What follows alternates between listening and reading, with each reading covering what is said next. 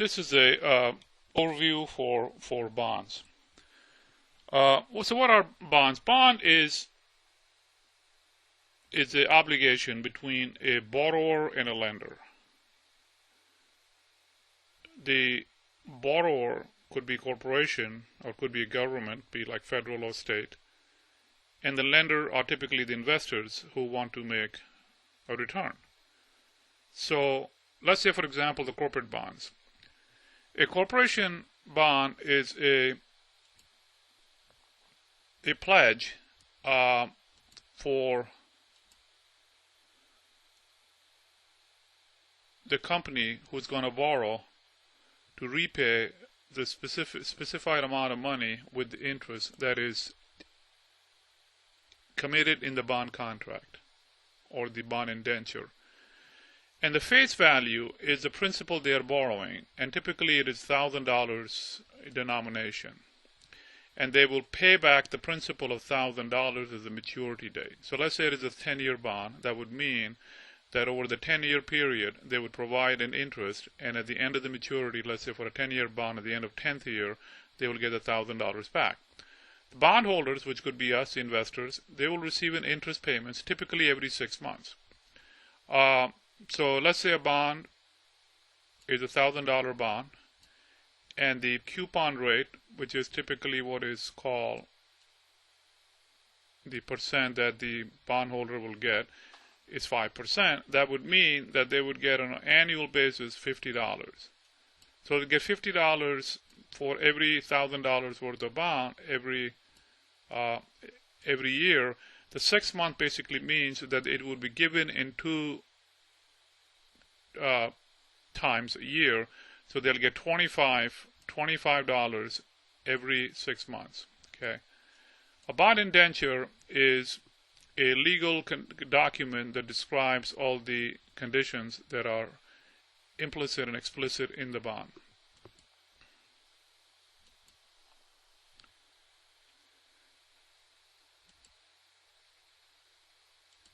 So now, why would corporation want to sell bonds, or why do they want to borrow money? Well, they would borrow money they need funds for major purchases. Major purchases could be, let's say they want to expand their business and want to acquire another company and they need cash for it. Or it could be their existing business and they want to add a product line, or they want to add a factory, or they want to expand into another country or another region for which they need cash. Or in most cases, they prefer not selling stocks because sometimes it is difficult because they start to sell the stocks that may drop the value of the stocks. It may not be a good thing. Or if the interest rates are very, very low and they have a very, very strong balance sheet and they can borrow at a very low rate, they may prefer to do that to improve the financial leverage. Okay. Now, why do the investors, the other side of the coin, why do the investors want to lend the money or buy the corporate bonds? Now, typically, the most practical reason or the obvious reason is the interest income. So this way, they can give money to a company for a corporate bond, and sort of giving it to a bank and making only like a 0.5% or 1%, corporations will pay a little bit higher interest. So investors can receive interest every 6 months, and especially people that are in the fixed income or they're retired and they want to have some investment that is safe and not as volatile as the stock market, they may invest in the strong AA, AAA type bonds and make interest, and that could be part of supplementing their income. And as I mentioned, interests are typically paid twice a year. And the other reason somebody may do it is sometimes the value of the bond could go up. They could buy at a face value of $1,000, and depending upon what is happening to the overall interest rates in the economy, that could change the price of the bonds, and we'll talk about that a little bit later on, is how does the interest rates affect the price of the bond. And in the end, obviously, the bond face value, they will get it back at the maturity, and in the meantime, they will make the interest. Now, what are the mechanics of the bond? Bonds could be purchased, through the primary market, which means the very, very first time when the corporations need the money, they would sell the bonds. So the bonds, investors can buy the bonds and they can hold till maturity, which means they will just collect the interest, and when the bond maturity comes, when the life of the bond is over, they'll get the principal back. Or they can sell it in the secondary market, which means that if somebody wants cash, they may go in and sell their bond, and the price of the bond will depend upon how many more payments are left, what is the credit rating of the company of the, like for example, let's say it's GM or a McDonald, what is the credit rating of the company, and more important, what are the interest rates in the economy that have a big effect on the price of the bonds. Bonds obviously are sold through full service brokerages, just like the stocks are. Corporate bonds can be purchased in the primary market, which basically means the very first time when the corporations want to sell the bond and investors will buy it. And the secondary market, which means if somebody has already bought it, when the bonds came out, let's say a year ago, 2 years ago, and now they want to sell because they need cash, they will sell it and somebody can buy it from them. Very, very similar to the stocks. When the stocks come out through the initial, provisioning, IPOs, they are in the, primary market. After that, people can buy it from each other. The interest that we would make, obviously, is taxable, and same as the capital gains, which means if you bought a bond at $1,000 and the value of the bond went up because the overall in the economy the interest rates are going down, that will drive the price of the bonds up. If we sell it, obviously at higher price, there will be capital gain taxes just like we would pay if we own stocks.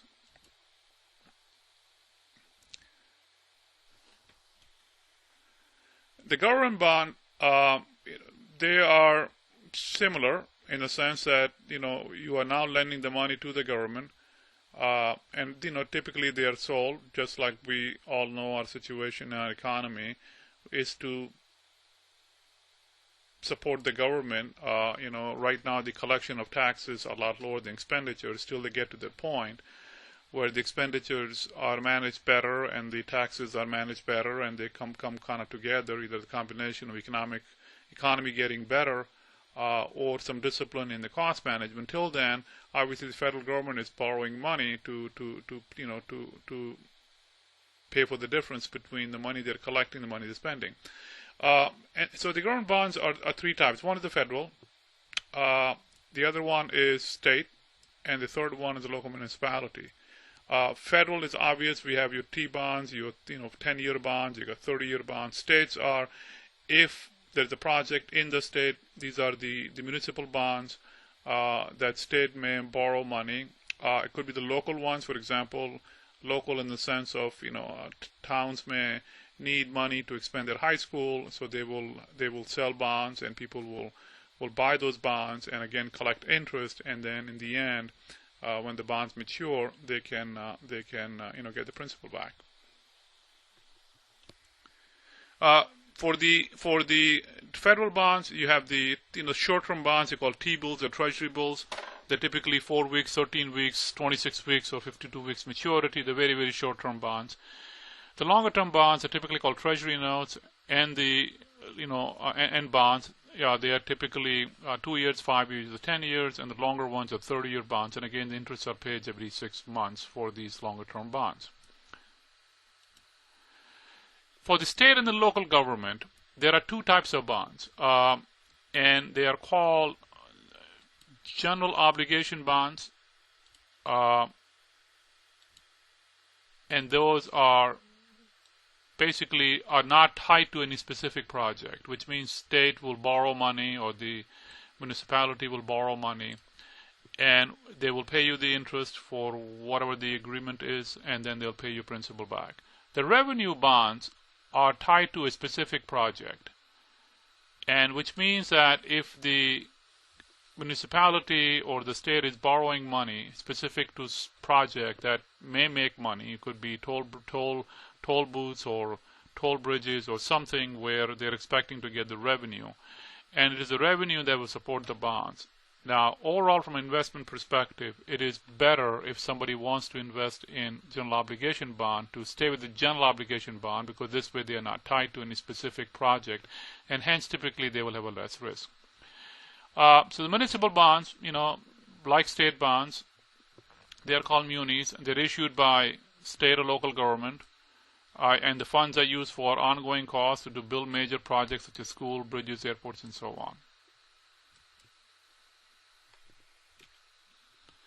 So what are some of the features of the municipal bond?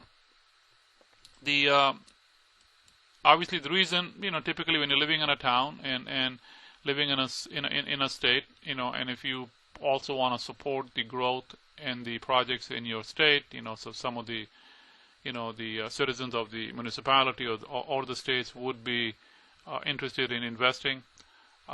Some of them could be callable, and I'll talk about that in the end, what that means, a callable bond. But overall, callable bond means that the state, and it's also true for the corporate bonds, that the state can give you money back earlier than what the maturity is. So let's say it's a 30-year bond, and state can, after 10 years, either doesn't need the money, or they have the cash, or they can borrow at a lower rate, and they can say to us investor, here is your money back. Now, typically they would only do that if the interest rates are low and they are paying a much higher rate, and it's analogous to like us having a mortgage for our house, and if the interest rates go down, we basically are calling back our mortgage. That's what that means, which means we call it refinancing it.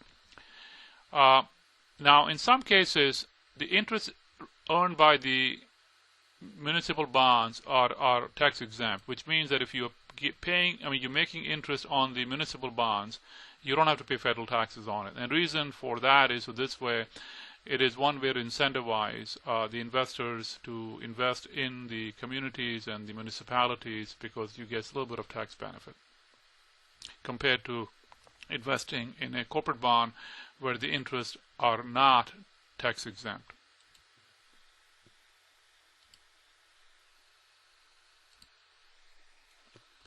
So what does that mean? Which means that if, for example, what are the benefits if the bond is exempt from tax? Let's say somebody is at a 28% tax bracket. This is the marginal tax bracket at 28%. And let's say a municipal bond is giving a 6% interest on the bond.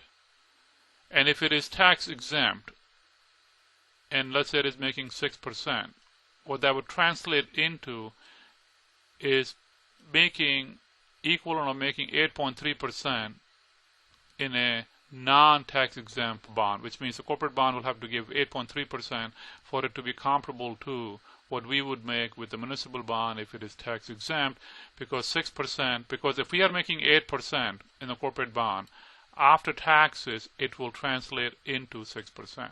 And that's one of the reasons why federal government provides this incentive. So this way people will say, okay, I don't have to go in and invest, get 8.3%. I can get a municipal bond that pays 6%, and they will be comparable. So municipal bonds, most of them are federal tax exempt, which means the interest you make, you do not pay taxes on it.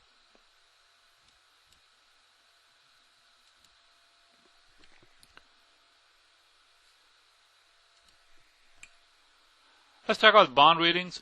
Bond ratings it would be like a FICO score for us.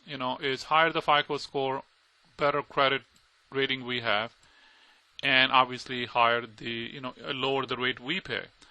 The corporation or the municipalities or even the government, all the government bonds are rated by the rating agencies. Typically they are S&P rating, Moody's, and also Fitch. The three rating agencies, S&P, Moody's, and Fitch, they rate the companies and hence the bond. So what does the bond rating provide? It's like a FICO score, but the rating is AAA, AA, single A. AAA is the best. When you get down into CCC or lower, now you're talking about bonds that have risk, which means companies or whoever the borrower is, it is at much higher risk than somebody that is a AAA. So bond rating provide quality and risk associated with the bonds. Obviously, AA or AAA. These are all, very solid bonds, which is companies are very, very solid. Versus EEE or, even lower than that, these are called junk bonds, which means that they are higher risk. And typically what you're going to find for AAA bonds, the interest rates are going to be low. Why? Because there is less risk, and hence interest rates are typically lower, whereas the CCC or lower, the interest rate is going to be higher. Why? Because they are higher risk bonds. And so companies like Moody's and Standard & Poor and Fitch, they do the rating, and the bond ratings typically range from AAA all the way down to D.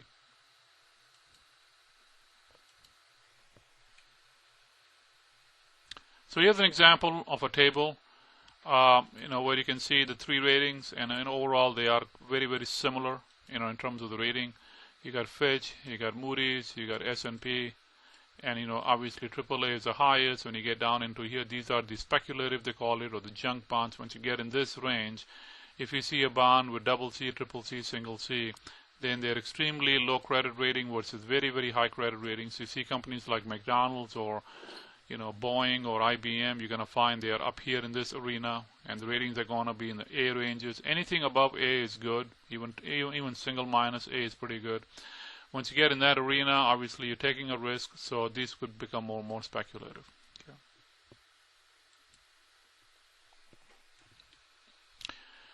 So let's talk about some of the lingo. Bond yield. What does a bond yield mean? Bond yield basically means is that if you take what the bond is making on an annual basis and you divide it by the price of the bond today, that is called a bond yield. So let's say the price of the bond today, if we go look at it, is $1,000. Okay, and this bond is providing $50 per year of interest. That means the current yield is going to be 5%.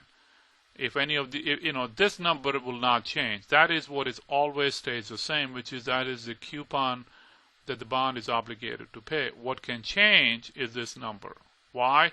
Because if the quality of the company goes down, if there's expectation that the company is not doing that well and the risk goes up, that means that the investors will not be willing to pay $1,000. They're going to say, well, if we are taking the risk, we will pay something less. Maybe we'll pay something like a $900. Why? Because it is a riskier company.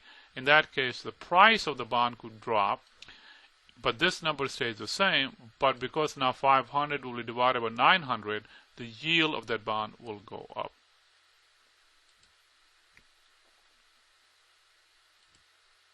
So, what is the relationship between the interest rate and the bond? The relationship with the interest rate and the bond is that if the interest rates go up,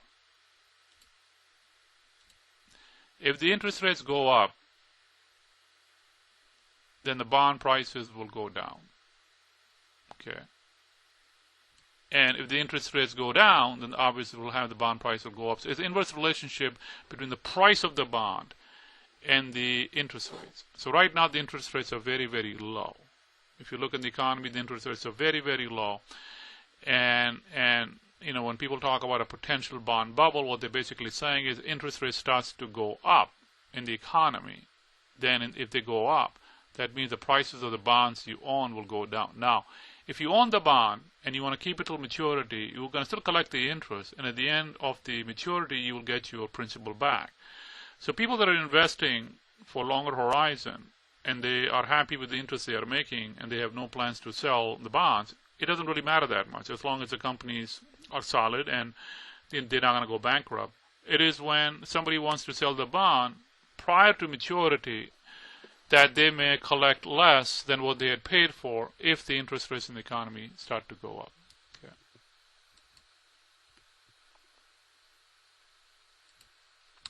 So some of the other lingo for the bond, let's talk about each one of them, and then we'll use it in the formulas also. Par value or the face value is typically 1,000. So these bonds are typically sold at denomination 1,000 at the time when they come out. And that's what's called the par value. The price may be different once the bonds are being sold in the secondary market. That will depend upon the interest rates in the economy and so on. Okay. The coupon rate is the annual rate of interest that the bonds will pay. So in this example, the coupon rate is 6.5%. That means if you own the bond, you will make 6.5%. And it's face value $1,000 typically. And so you'll be making $65 a year.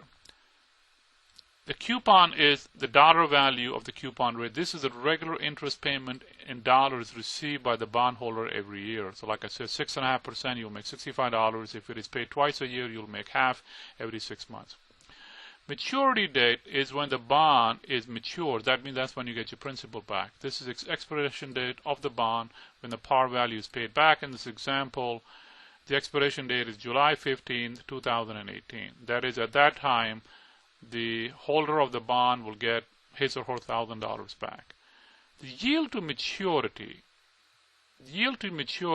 is something different, and that can change literally every day. Yield to maturity is the expected rate that one would make if they bought the bond today based on the price of the bond today.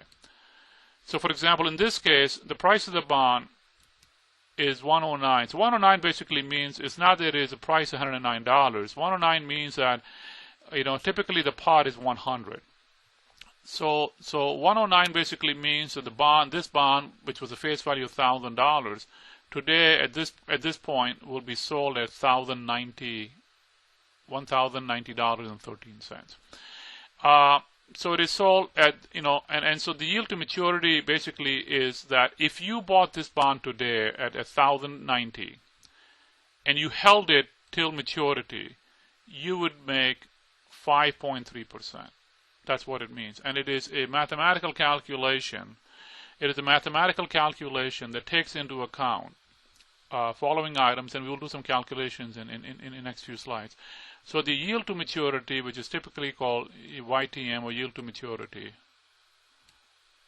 it depends on what is the price of the bond today. I'll just say P. What is the coupon rate it is giving, which is, I'll say C, and how many periods are left. Let's say it is called N. So the combination of these three is this. And obviously, the other things are going to be the quality of the bond and so on. So we'll do some calculation in a second, okay? But so over here on summarized, par value is the same as face value. Coupon rate is what the bond is going to pay. Regardless of what price you pay today, it will pay the face value. The coupon is the dollar value that is calculated using the coupon rate. So over 6.5%, then it will be $65 every year. Maturity date is when you get your money back. Yield to maturity is if you bought it today at a price. The yield to maturity is what you will make if you held it till maturity. And some of the stuff will become a little more obvious, when you read the material that is in the book and also the supplemental material. So what are the steps one goes through for calculating the bond price? Okay, so let's talk about how would we do the bond price calculation. So bond price calculation has got following steps. Okay.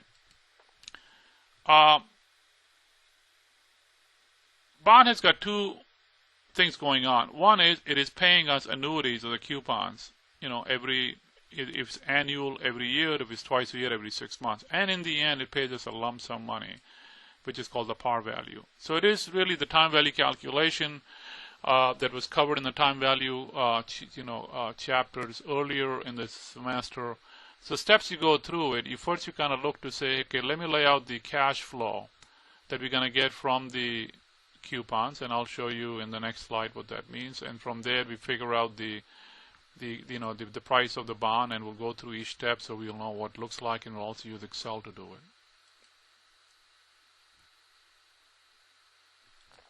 So let's take an example. Let's say we have a bond, and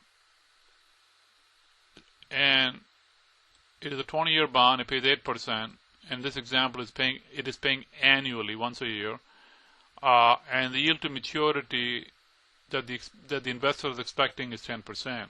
So the investors are willing to pay a price such that if they held it till maturity, they want to make 10%. Okay, so the calculation would include looking at making $80 every year. Where did the $80 come from? Remember, 8% for the per thousand, and that is $80. We're going to making $80. We're going to make it for 20 years, and then in the 20th year, when it matures, we'll also get $1,000 back. And so that's, and N is 20. R is 10%, which is yield to maturity. And that's how we used to do the calculation. So I'll take a pause, and then, I want you to take a pause and kind of think how would you do it. I'll show you how to do it, but I want you to at least take a pause and kind of think about it for a couple of seconds, a few minutes, to say, how would you approach it? And then when you see the answer, at least you will say, okay, I think I had some learning gaps, I closed it. So you can stop the, this narration, the video right now, think about it for the next 5 minutes or so, and then start again.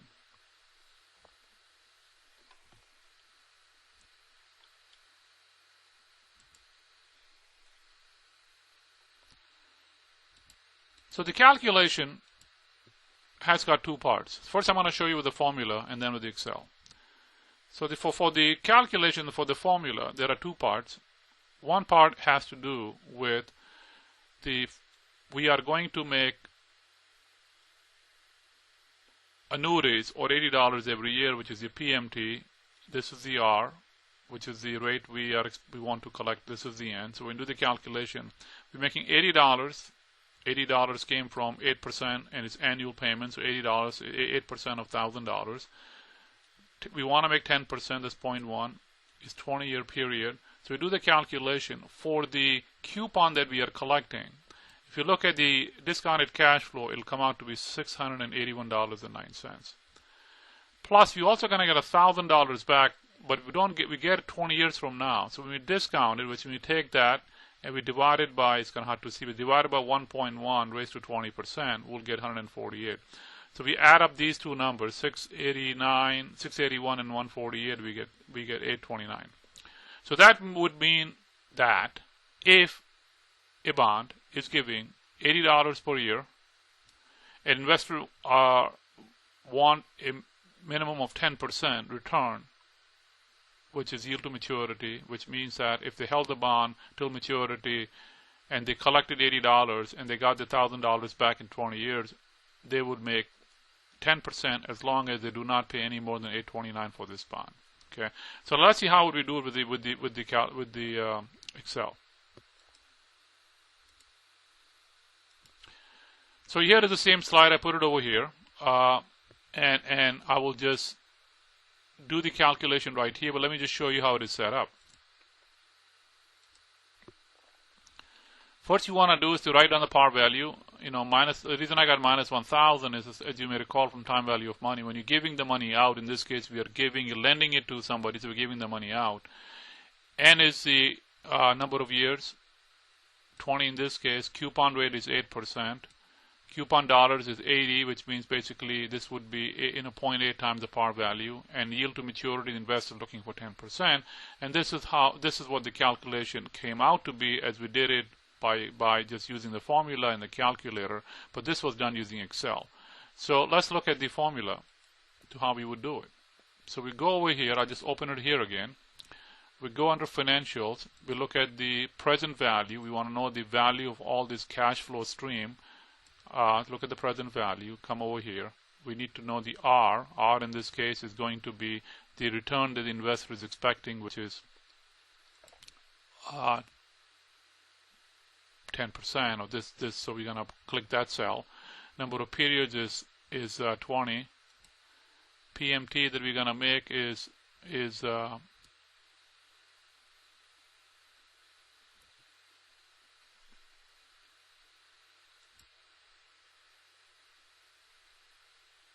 80,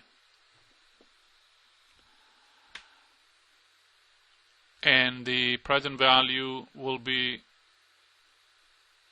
the future value will be that. So we click it, we get 829, which is the same thing we got over here. So you're basically looking, this is how you would do it. Now, let's say, what if this thing was a semi-annual, which means it was paying twice a year. Now, what adjustments would we make? So let's do it again. If it was a semi-annual, we would basically go in, do the same thing. Present value. Semi-annual, obviously, is twice a year, so we're going to take the rate and we can divide it by 2 because it's semi-annual. The number of periods will be twice as many. Semi-annual, which means we're getting twice every year, so we twice as many. So we get 20 years twice every year, so we get 40 of them, so it would be 20 times 2, so the number of payments will be 40. A payment will be half, obviously, because we'll be making half every 6 months divided by 2, and a future value doesn't change. So in that case, it will be slightly different, not a lot, but overall it would be, that's how you do the calculation. Okay.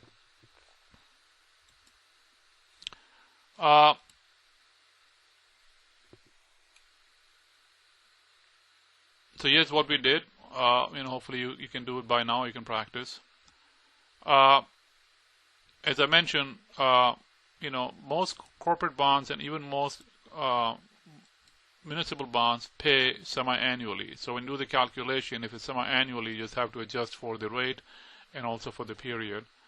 Now, there are also some bonds called zero coupon bonds. They would be very, very similar to if you ever received a, bonds that you may have received when you were a kid, or somebody may have received it.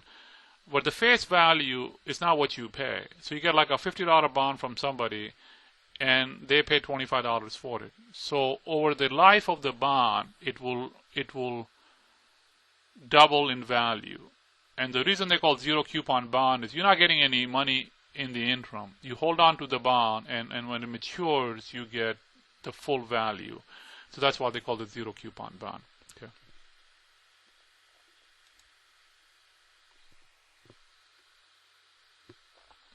Now, so again, in this is an example where in this example where if it's a semi-annual bond, that means you're getting half the amount of money, and then obviously you got to account for this is a 30-year bond in this example, and the reason the T is 60, number of periods 60 is because you're getting in every 6 months. So when you do your period N in your calculation, you want to multiply 30 by 2, you'll get 60, and you divide the coupon by half. In this example, $85 per year, and you're getting half every 6 months. You're getting $42.50.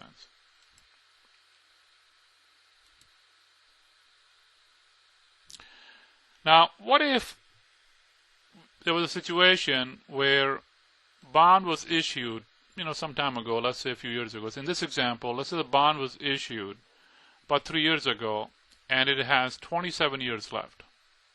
Okay. So how do you do the calculation for the bond? Basically the same way. You still have to, and let's say in this case it is semi-annual. So you're looking at the semi-annual calculation. It's 4250, 4250, and so on. And the only thing is going to be that now you will have, a number of periods are going to be, in this case 27 periods are left. And so you basically said, okay, so now N is going to be 27. So depending on how many periods are left from the time you buy the bond till it is going to mature, that is going to be your N, and that's how you would use it in the calculation. Okay.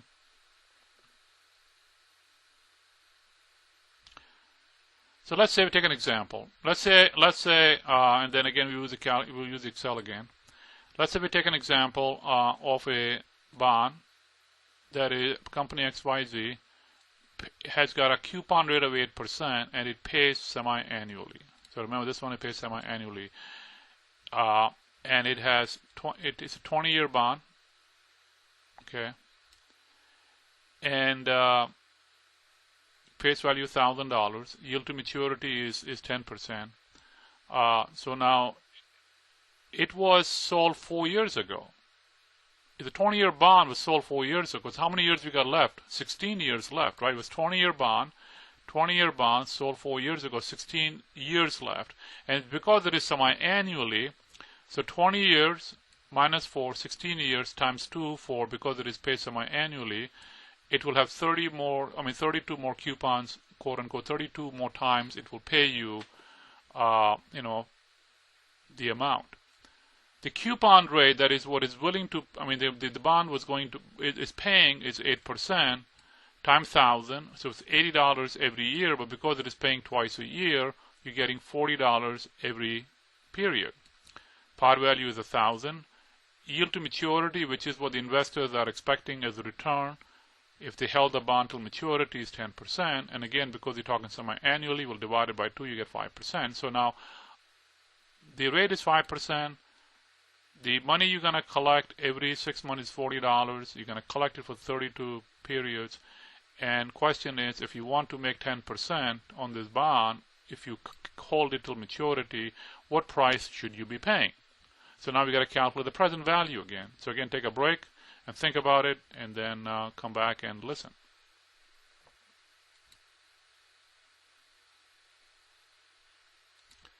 So again, here's the calculation. Calculation, basically, you do it in 2 steps if you're doing it with a calculator. First step is to figure out this piece over here, which is you get $1,000, which is the par value, divided by 1 plus the R and the N. So this is what this is done over here. This is the first part. You're getting $1,000. You're dividing it by 1 plus 0.05. What is 0.05? Remember, they wanted to make 10%. And because it is semi-annual, you divided the 10% by 2, you get 5%. Where did the 32 came from? It was a 20-year bond, sold 4 years ago, 16 years left, times 2 is 32. So that's going to be the value of that portion of it. Do the calculation, you would get $209.86. Then you're making $40. And so this part of the calculation, if you do the calculation again, interest is 5, which was 10% divided by 2, N is 32, which was 16 years times 2. This is again R, which is the 0.05, which is 10% divided by 2. And do the calculation, you'll get $632.107, and if you add them up, you get $841. So if you use the Excel, which is this thing we just went through, on the slide. In this case, again, $1,000 par. Number of year is 16. Coupon rate is 8. Year to maturity is 0.1. So let's do the calculation. I'm just going to do it over here. I did it here before to get this 841, but I'll do it again so you can see it. Okay. So we want to know the present value of all these cash flow. That is the price of the bond. R is going to be this. Now remember, this is semi-annual. In this case, we're going to divide it by 2. Periods, again, it is semi-annual, so we take 16 years, but now we're going to multiply it by 2, and that's going to give us 32. Payments, we are collecting $80 per year, but because they're collecting twice a year, we're going to divide it by 2. Future value doesn't change. It's going to be 1,000. And hence you'll get 849, again the same number as we had done using the formula. Now the reason I show both ways is, so let me just kind of show you this number and this number. The reason I show you both ways is at least you want to get a feel for the relationship between the bond price. It depends on, par value typically is always $1,000 for most bonds. It's the relationship between what the expectations is for the investors, which is yield to maturity, how long, which is N, what is the coupon, which is how many dollars per year the bond is giving. So it is important to understand the relationship, because if R changes, N changes, obviously the bond price will go up or down. And here is an example. If the interest rate changes, then obviously the price of the bond will change. And that's why, kind of looking at it from the formula perspective, it is important to at least conceptually understand. I would recommend students do it by hand with a calculator. And again, from a basic algebra, from our high school, that obviously we all know, but just as a refresher, when you're doing formulas like this, you want to do is to do the calculation that is in parentheses first. So in this case, you would do 1 plus 0.5 raised to 32.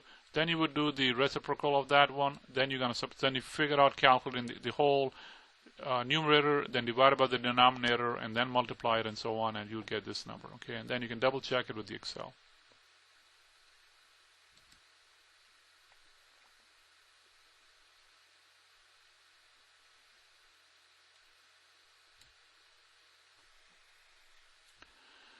So again, like a zero coupon, what is a zero coupon? I mentioned before, zero coupon is a bond, as it would suggest. There is no coupons given out, that you're not making $40 every 6 months or $50 or whatever.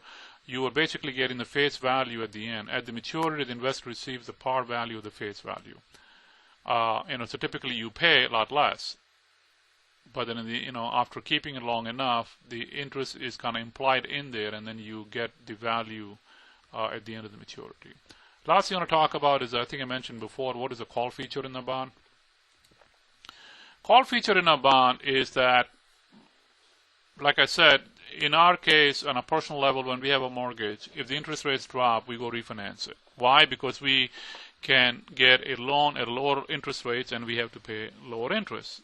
And so the companies want to have the same flexibility. And the way they do that is in the bond, they will have what is called a call feature. And most bonds do, some bonds may not, but most bonds will have a call feature, which allows the bond, the corporation, the flexibility to buy back the bonds, which would be analogous to refinancing our mortgages, before the maturity date. Okay. Now, sometimes you're going to find the investors do not like that, we lend the money and all of a sudden the company can pay us back right away. So a lot of the companies will agree, not, especially for the longer term bonds, like 20, 30-year bonds, not to call the bonds at least for the first few years, like 5 to 10 years. Bonds are called if the interest rates that they are paying, the coupon rate is much higher than what they can borrow it today, so they're going to basically go and refinance it. And like I said, most corporate bonds are callable. Okay. So that's the end of the PowerPoint. I'm just going to go onto the website and then touch on a couple of things that may be helpful to you. So let me go to Morningstar. So Morningstar, I'm going to go through it because sometimes, Morningstar, one can subscribe and pay for it. But right now we're just using the free version of it. So sometimes you get a speed bump. So I'm gonna start this from scratch, and if we get in a speed bump, I'll share with you what that is, and then tell you how to go around it. So let's say we want to look at UTC. So I click UTC. It's a symbol for the UTC is UTX.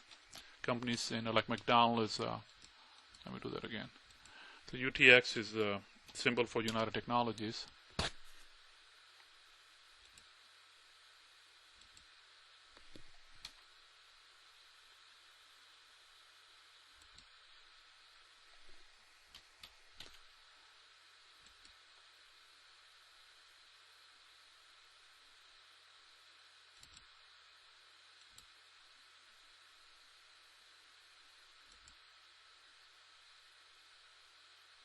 Here's UTX.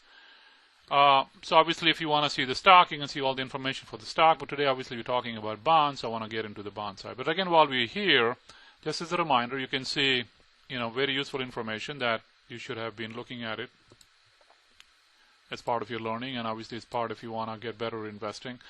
Obviously you got the price range, so on. It gives you the yield. What is the yield again? It is the dividends they're paying. This is the dividend yield.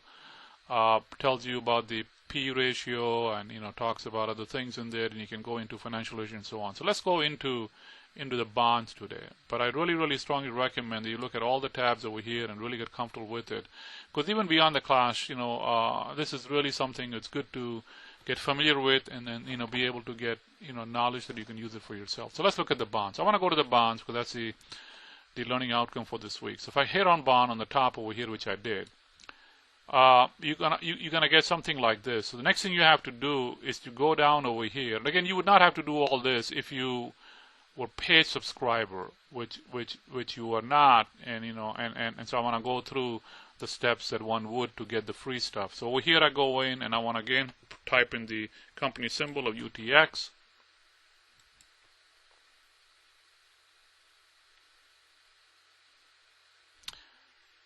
And sometimes we may get a pop-up.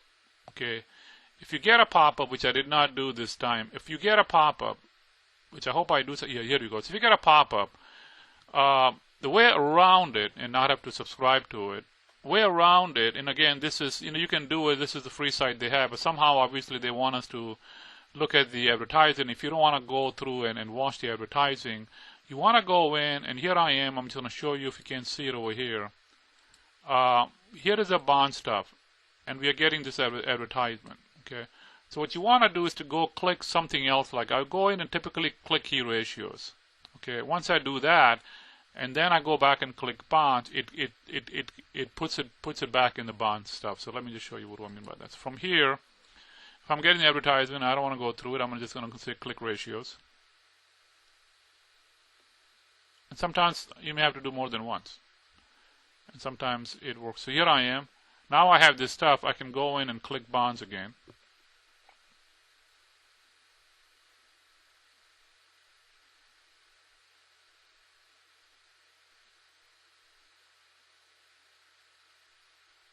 And you get the bond stuff. So this is information on the debt for the UTC. In this case, we can do for any company. So up here it shows, information about its debt structure. How much is, if you look at their balance sheet, you got 46% is debt and 53% is the equity. And this is what it is, the latest one they announced, which was March of 2013. Here is some historical data, December, March of 2012, March of 2010. So you can see, the company's debt. And when you go down over here, you can see down here, and I'm going to, take it down in a second. When you go down here, you can see that their debt and what are some of the interest rates their bonds have. So let's look at some data over here.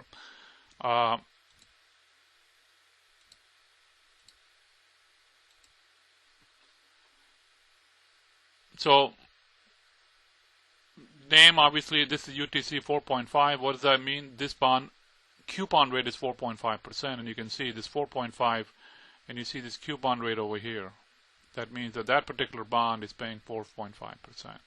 Okay, most of them are typically fixed, so the coupon rate is fixed. This one, like I said, is callable, which means corporation can call back and give you money back. That's what it means. Here is the price I was talking about. See, the price is more than a par. It is 107.8. That means if you're going to pay the bond, you'll pay, higher price. In this case, you'll pay, 1,078 for the price. And yield to maturity is this thing over here. Okay, so what does that mean? That means this bond, if you bought it today, you'll have to pay higher than the par. You will collect $45 per.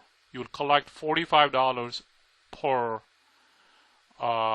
year, which is the coupon rate is 4.5, and then, like I said, the par value is typically $1,000. But because you're paying a higher price, and if you held it till maturity, and maturity in this case is June 01, 2042, so it's a pretty long-term bond in 2042.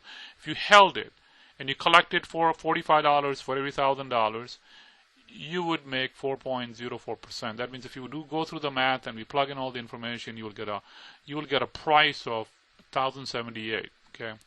Another one here, for example, this is a little bit shorter term. This is 2022, so it is less than 10 years now. It gives a 3.1% coupon. That means it'll pay you $31 for every $1,000. And if you hold it, the yield to maturity will be 2.48. Here is something even shorter. It's almost like maybe another 4 years left or 5 years left, 2017. It is paying 1.8% if you held it, and because you're paying above par, if you held it, you're going to make only less than 1%. And that's why right now the bond rates are low. Why? Because the overall economy rates are low, and so very, very solid company. But the credit rating is very, very high, very, very good. You're going to find that you're not going to make a lot of money in the bonds. Over here, Morningstar does a good job. It basically points out some of the other information over here. So let's look at another solid company. Like let's look at McDonald's, see what that looks like. So symbol is MCD.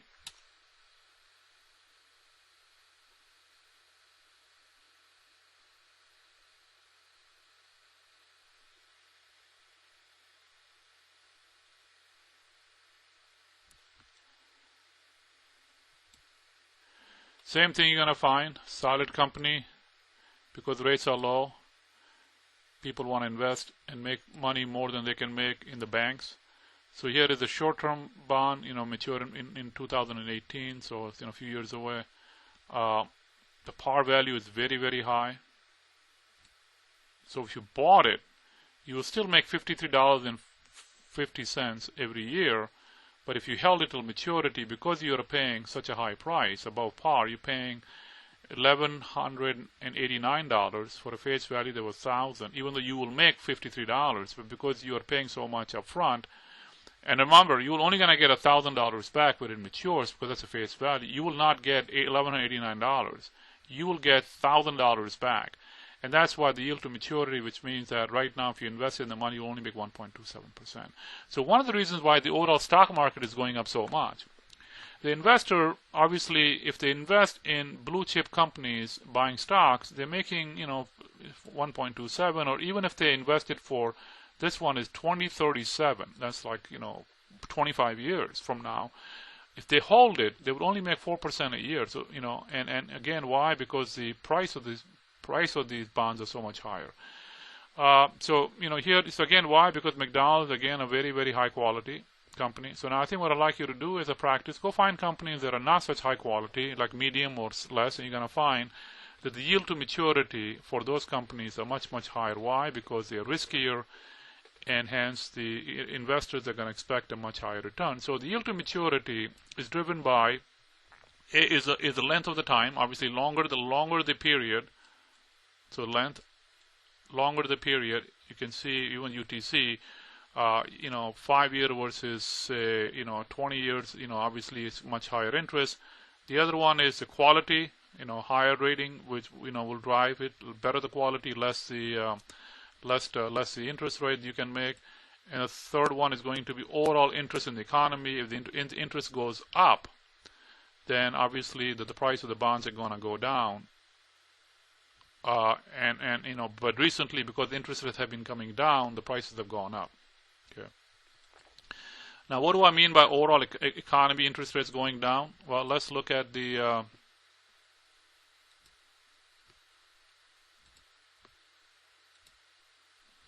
let's go see if we can see what's in Yahoo Finance as an example. Yahoo.com.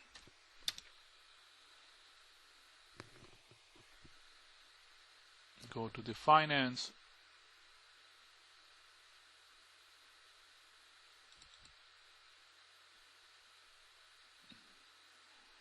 So you can see the bond. Let's look at a 10-year bond as an example. What that means is if you lend the money to the government for 10 years, you would make, right now you would make 1.95% a year.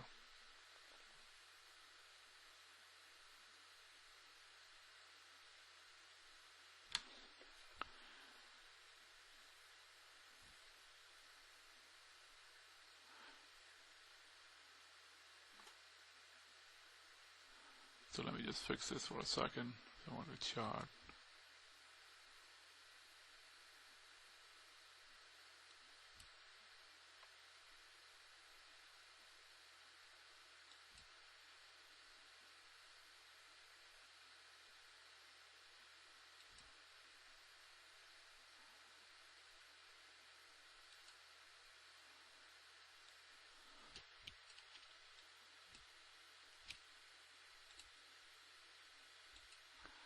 So you can see the interest rates right now are very, very low. They're around 2%. And so the question is, and the reason the bond values have gone up, remember I said the par values are higher for a lot of these bonds, is because the interest rates are going down. So the price of the bonds go opposite the way the interest rates go. Okay, as we talked in the PowerPoint also. So let me just kind of make that point again with the, if I look at the long-term horizon for this 10-year bond for treasuries, U.S. bonds. So you can see that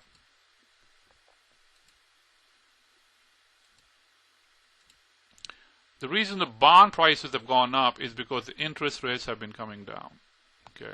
Now, if the interest rates go up,